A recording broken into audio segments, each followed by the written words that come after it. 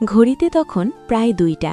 নীরব নিস্তব্ধ রাতে কুকুরের ডাক ছাড়া আর কোনো শব্দ নেই। বস্তির মানুষ তখন ঘুমে অচেতন।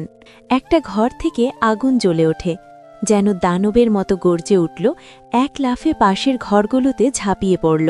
বাতাসে ঘন ধোঁয়া আর পোড়া গন্ধ। ঘুম থেকে জেগে উঠে মানুষজন প্রথমে কিছুই বুঝে উঠতে পারল না। তারপরে চারদিকে আতঙ্ক ছড়িয়ে পড়ে। আগুন, আগুন! কারো কণ্ঠে তীব্র চিৎকার, শিশুদের কান্না, নারীদের আর্তনাদ, আগুনে পুড়ে ছুটে বেরোনো মানুষের চেঁচামেচি, সব মিলিয়ে এক বিভীষিকাময় দৃশ্য। কেউ ছুটে যাচ্ছে পানির খোঁজে, কেউ ঘরে আটকে পড়া আপনজনকে বের করতে প্রাণপণ চেষ্টা করছে। আগুনের দাবানল খুব দ্রুত ছড়িয়ে পড়ছে চতুর্দিকে। চারপাশে চিৎকার, কান্নার শব্দে পরিবেশ ভারী হয়ে উঠেছে।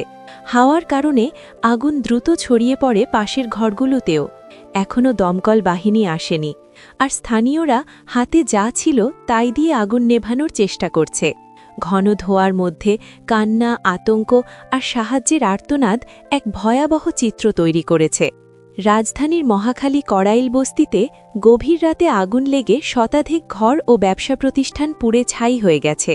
রাত 2টায় আগুন লাগলে ঘুমন্ত বস্তিবাসী আগুনের ধোঁয়া ও চিৎকার চেঁচামেচিতে সকলে ঘুম ভেঙে বেরিয়ে আগুন দেখতে পায়। পরনের কাপড় ছাড়া আর কিছু নিয়ে বেরিয়ে আসতে পারেনি কেউ। ফায়ার সার্ভিসের 7টি ইউনিটের প্রচেষ্টায় আগুন কিছুটা নিয়ন্ত্রণে এসেছে বলে জানায় ফায়ার সার্ভিসের মহাপরিচালক। এখনও পর্যন্ত হতাহতের খবর পাওয়া যায়নি। প্রিয় দর্শক, আমাদের সঙ্গে নগরীর আলো চ্যানেলের সহকর্মী তরিকুল এই মুহূর্তে অবস্থান করছেন মহাখালীর কড়াইল বস্তিতে। তার কাছ থেকেই বিস্তারিত শুনব। থাকুন নগরীর আলো টিভির সঙ্গে। রিমোট উঁচিয়ে টিভি বন্ধ করে দুজন আগন্তুকের হাতে 50,000 টাকার 2টো বান্ডেল দিয়ে জিজ্ঞেস করল, কাজটা করতে কেউ দেখে ফেলেনি তো? না বস, মাইজরাইতে সবতে ঘুমে রইছে। একটা প্লাস্টিকের ফ্যাক্টরি যে আছে, ওইটাতে কেরোসিন ঢেলে আগুন দিয়ে দিছি। এরপর তো দেখতেই আসেন সব ছাই। বলেই রুমে উপস্থিত 3জন হাসতে লাগল। সোফায় পায়ের ওপর পা তুলে বসে সিগার টেনে ধোঁয়া উড়িয়ে বলল, ঠিক আছে, এখন আন্ডারগ্রাউন্ডে চলে যা কয়েক মাসের জন্য। আমি খবর দিলেই বেরিয়ে আসবি, আর তোদের ইনকামের ব্যবস্থাও করা হবে। একদম সাধারণ দিনমজুর সেজে থাকবি, যেন কারো নজরে না পড়িস। জি বস, আসি তাইলে, সালাম। বলে হাত কপালে ঠেকিয়ে সালাম দিয়ে বেরিয়ে গেল। সোফায় বসা পুরুষটি ধীরে সুস্থে উঠে বেডরুমে গিয়ে বিছানায় গা এলিয়ে দিল। একটা নরম তুলতুলে নারী শরীর কাছে টেনে দ্রুত অনাবৃত করল। একটা টেনশন শেষ হয়েছে, এবার ফুর্তি করা যাক। নারী মূর্তি মৃদু চিৎকার করে ছটপটিয়ে উঠল শরীরের ব্যথায়।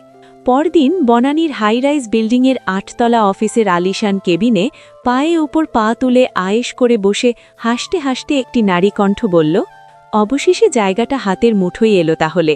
এবার এখানে আমাদের স্বপ্নের হাইটেক সিটি হবে, হাইরাইজ বিল্ডিং উঠবে। দুহাত মেলে দুপাশে ছড়িয়ে ইঙ্গিত করল। তারপর আবার বলল, আসলেই তুমি জিনিয়াস।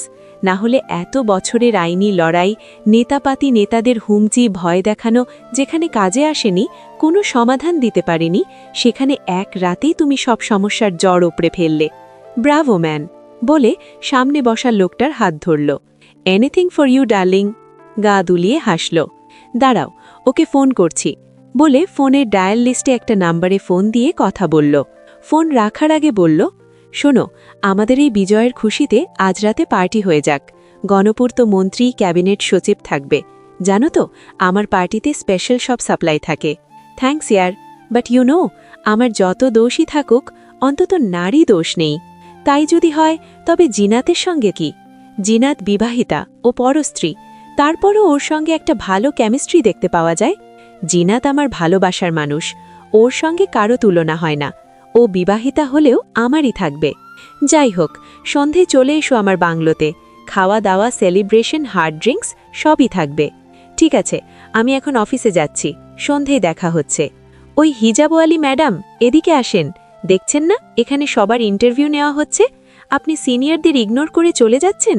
ইউনিভার্সিটির করিডোরে কয়েকজন সিনিয়র ছেলে মেয়ে দাঁড়িয়ে আছে। তাদের সামনে লাইন ধরে জুনিয়র ছেলেমেয়েরা দাঁড়িয়ে। তাদেরই একজন রবিন উপরের কথাগুলো বলল নতুন ভর্তি হওয়া একটা জুনিয়র মেয়েকে। রবিনের আরেক ফ্রেন্ড বাবলি বলল, না সালাম না আদাব, সিনিয়রদের যেন আপনাদের চোখেই পড়ে না, সবগুলো বেয়াদব। ইয়ে ভাইয়া, আমি আসলে বলার শেষ করার আগেই নুহা নামের একজন বলল, তোমার সাহস তো কম না, আমাদের আসলে নকলে বুঝে পচাইছ, চুপচাপ পেছনের লাইনে গিয়ে দাঁড়াও বলছি। ইয়ে আপু, আমাকে তাহলে আগে দিন, মানে আমার ইন্টারভিউটা আগে নিয়ে নিলে ভালো হতো। মেয়েটা ভয়ে ভয়ে বলল। রেলিংয়ের উপর বসে থাকা জাফর লাফ দিয়ে নিচে নেমে বলল, কেন, প্লেন মিস হয়ে যাবে, ফ্লাইট ছুটে যাবে? তা কোন এয়ারওয়েজে যাবেন? আপনি একটু এই গরিবকে বললে প্লেনের স্ক্যাডিউল চেঞ্জ করে দেব। বলেই হো হো করে হাসতে লাগল। একটু দূরে সামিনের পাশে বসে আছে সৃজা। সৃজা হাসতে হাসতে বলল, বলে দাও জাফরের বাবা সিভিল অ্যাভিয়েশন বিডিএর চেয়ারম্যান, আর জাফরের গার্লফ্রেন্ড হলে তো আরও কত কত অপরচুনিটি পাবে। বলেই হাসতে হাসতে জাফরের সঙ্গে হাইফাইভ করল। আমি আবার একটু বেশি উদার কিনা, জাফর বলল। মেয়েটা বিব্রত মুখে রবিনের দিকে অসহায় চোখে তাকিয়ে বলল, আমাকে কি করতে হবে বলুন ভাইয়া? ও ও ভাইয়া বলে সাইয়া বানানোর চিন্তা করে লাভ হবে না, বাবলি বলল। জাফর সামিনকে বলল, কিরে, এতক্ষণ বলছিলি না তোর অ্যাসাইনমেন্ট কিভাবে করবি? দে ফাইল দে, সমাধান পেয়ে গেছি। বলে সামিনের থেকে একতারা কাগজ নিয়ে বলল, তেমন কিছু না মেস, এই যে এই পেপারগুলো হুবহু কপি করে আগামীকাল আমাকে দিয়ে যাবে। মেয়েটার হাতে এক গাদা শিট তুলে দিল। সামিন রেলিং থেকে লাফ দিয়ে নিচে নেমে বন্ধুদের উদ্দেশ্যে বলল, তোরা থাক, আমি আসছি। এরপর মেয়েটার উদ্দেশ্যে জিজ্ঞেস করল, কি যেন নাম তোমার, কোন ব্যাচ? আগামীকাল তোমাকে যেন বেশি খুঁজতে না হয়, সকাল 9টায় এসে সবগুলো শিট কপি করে দিয়ে যাবে। আর হ্যাঁ, অবশ্যই হাতের লেখা, নট ফটোকপি অর প্রিন্ট। ওকে, নাতাশা বিনতে কামাল, আগামীকাল 9টায় ক্যাফেটেরিয়ায় আমার হাতে অ্যাসাইনমেন্ট সম্পূর্ণ করে দিয়ে যাবে। কিন্তু ভাইয়া, আর কিছু বলার আগেই সামিন হেঁটে চলে গেল। পেছন পেছন সৃজাও দৌড়ে গেল। জাফর বলল, ওকে, তোমার আজকের মতো ছুটি, আগামীকাল দেখা হচ্ছে তাহলে। আর চাইলে আমার সঙ্গে এখন ডেটেও যেতে পারো, আই ওয়ান্ট মাইন্ড। বলে এক চোখ টিপে দিল। বাবলি জাফরের উদ্দেশ্যে একটা গালি দিয়ে বাবলিকে ধুমকে বলল, এখনো সঙ্গের মতো দাঁড়িয়ে আছো কেন, যাও এখান থেকে, নেক্সট। নাতাশা দৌড়ে চলে গেল। জাফর তেড়ে এলো বাবলির দিকে, কাকে গালি দিয়েছিস? যাকে ইচ্ছা তাকে তোকে বলতে হবে? বাবলি খেকিয়ে উঠল। রবিন আর নুহা এসে দুজনকে দুদিকে সরিয়ে নিল। বাকিদের আজকের মতো ছেড়ে দেয়া হলো। 2 বছর পর জুহি একাডেমিক ক্যারিয়ারে বেশ ভালো করেছে। তুমি কি করছো সামিন? শুধুমাত্র তোমার হায়ার স্টাডিজ নিশ্চিত করতে আমি তোমার ইউনিভার্সিটিতে কোটি টাকা ডোনেট করেছি। আর তুমি কি করছো? সেমেস্টার ব্রেক দিয়ে বন্ধুদের সঙ্গে ঘুরে বেড়াচ্ছ। হায়ার এডুকেশনের জন্য দেশের বাইরে পাঠাতে চাইলাম, কিন্তু কোনো রেপুটেড ইউনিভার্সিটি তোমার অ্যাপ্লিকেশন গ্রান্ট করেনি। এত খারাপ রেজাল্ট দিয়ে কি আর ভালো জায়গায় চান্স পাওয়া যায়? তোমাকে আমার ছেলে বলতেও লজ্জা হয় এখন। আমার এত বড় বিজনেস কিভাবে সামলাবে তুমি? সব তো বেচে উড়িয়ে দিবে। সারা দিনরাত পার্টি আড্ডা দেওয়া ছাড়াও পড়াশোনায় একটু মনোযোগ দাও। যতক্ষণ বাসায় থাকো ততক্ষণ ডেস্কটপের সামনে বসে গেমস খেলায় ব্যস্ত থাকো। মাসে মাসে তোমার ক্রেডিট কার্ডের লক্ষ টাকা বিল আমি অ্যাফোর্ড করব না যদি পড়াশোনায় মনোযোগী না হও। আর মাঝে মাঝে তো অফিসে এসে বসতে পারো। ভবিষ্যতে তোমাকেই দেখতে হবে সবকিছু। এক নাগাড়ে বিরতিহীনভাবে কথাগুলো বলে থামলেন তানভীর রেজা। গলা শুকিয়ে গেছে ছেলের সঙ্গে উচ্চস্বরে কথা বলতে বলতে। পানির গ্লাস খুঁজলেন গলা ভেজানোর জন্য। স্ত্রী সামিয়া স্বামীর মনোভাব বুঝতে পেরে তড়িঘড়ি গ্লাস হাতে তুলে দিল। যদিও গ্লাস তানভীরের হাতের বাঁ পাশেই থাকে, তবুও গ্লাসটা তার হাতে তুলে দিতে হয়। সামির নির্বিকারভাবে বসে ব্রেকফাস্ট করছে। বাবার কথা যেন সে শুনতেই পায়নি, অথবা কথাগুলো তাকে নয়, অন্য কাউকে বলা হয়েছে। জুহি একবার ছেলের দিকে তাকিয়ে চাপা হেসে বাবাকে বলল, লিভ হিম ড্যাড, ওকে কিছু বলেও লাভ নাই, ওর হলো গন্ডারের চামড়া। সামিন জুসের গ্লাস হাতে নিয়ে উঠে দাঁড়িয়ে নির্বিকারভাবে বলল, লজ্জা করলে আমাকে ছেলে বলে অস্বীকার করলেই হয়, কাউকে তো বাধ্য করা হয়নি আমাকে নিজের পরিচয় দিতে। বলে হেঁটে চলে গেল নিজের রুমে। তানভীর রেজা সামিনের আস্পর্ধা ও ডোন্ট কেয়ার ভাব দেখে রেগে গেলেন। স্ত্রী সামিয়ার দিকে কটমট করে তাকিয়ে বোঝালেন, ছেলের বেপরোয়া ব্যবহারের শাস্তি মা হিসেবে তাকেই পেতে হবে। সামিয়া অসহায় চোখে ছেলের রুমের দিকে তাকিয়ে চোখ ঘুরিয়ে স্বামীর দিকে ভয়ে ভয়ে তাকালেন। তিনি জানেন ছেলের অপরাধের শাস্তি তাকেই ভোগ করতে হবে সব সময়ের মতো। তিনি কোনো মতে মুখের খাবারটা চিবিয়ে পানি গিয়ে গিলে ফেললেন। তানভীর সাহেবের জন্য তড়িঘড়ি করে কফি বানিয়ে টেবিলে রাখলেন, যেন কফি নিয়ে তাকে এখন বেডরুমে যেতে না হয়। কিন্তু তানভীর কফির কাপ ছুঁয়েও দেখলেন না। উঠে চলে গেলেন নিজের রুমে, যার অর্থ স্পষ্ট, কফি নিয়ে রুমে এসো। হতাশ হয়ে চেয়ারে বসে পড়ল সামিয়া। জুহি এক নজর সামিয়াকে দেখে মুচকি হেসে নিজের ফোনে মনোযোগ দিয়ে কাউকে মেসেজ করল। এরপর উঠে ড্রয়িং রুমে গিয়ে বসে টিভি ছাড়ল হালকা ভলিউমে। আর চোখে বারবার সামিয়াকে দেখতে থাকল। সামিয়া কাজের মেয়েকে ডাইনিং গুছাতে বলে কফির কাপ হাতে নিয়ে ভয় ভয় নিজেদের বেডরুমে ঢুকল। দরজার লক আটকে ঘুরে দাঁড়িয়ে তানভীরকে রুমের কোথাও দেখতে পেল না।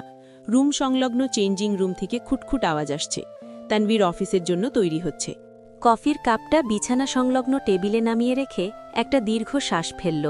তানভীর শার্ট গায়ে চাপিয়ে রুমে এসে সামিয়াকে দাঁড়িয়ে থাকতে দেখে বলল, কি বাবা ডার্লিং, আমার কফিটা কি তোমার বুড়ো বাপ এসে দিয়ে যাবে? সামিয়া আতকে উঠে তড়িঘড়ি কাপ তুলে তানভীরের হাতে তুলে দিতে গেল। তানভীর স্ত্রীর আতঙ্কিত মুখের দিকে তাকিয়ে সামিয়ার হাত টেনে নিয়ে গরম কফির ভেতর ঢুকিয়ে দিল। সামিয়া চোখ বন্ধ করে ঠোঁট কামড়ে ধরে যন্ত্রণা সহ্য করল। যদিও কফিটা ইতোমধ্যে কিছুটা ঠান্ডা হয়ে গেছে, তবুও তাকে ব্যথা পাওয়ার অভিনয় করতে হবে, নয়তো তানভীর তাকে অন্য শাস্তি দেবে, হয়তো হাত মুচড়ে ধরে হাত ভেঙেই ফেলবে। তানভীর চিবিয়ে চিবিয়ে বলল, তোর ছেলেকে বলবি আমাকে যেন অপমান করার স্পর্ধা না দেখায়, তাহলে তোদের মা ছেলের জন্য খুব খারাপ হবে। আমি আমার সমস্ত প্রপার্টি জুহির নামে লিখে দেব, তখন মা ছেলে মিলে রাস্তায় ভিক্ষার থালা নিয়ে বসিস না, সেখানেও তো আবার এই তানভীরের পরিচয়ই বহন করবি আমাকে সোসাইটিতে অপদস্থ করার জন্য। তুই একটা ছোট লোকের বাচ্চা, জন্ম দিয়েছিস আর একটা ইতর প্রজাতির ছেলে।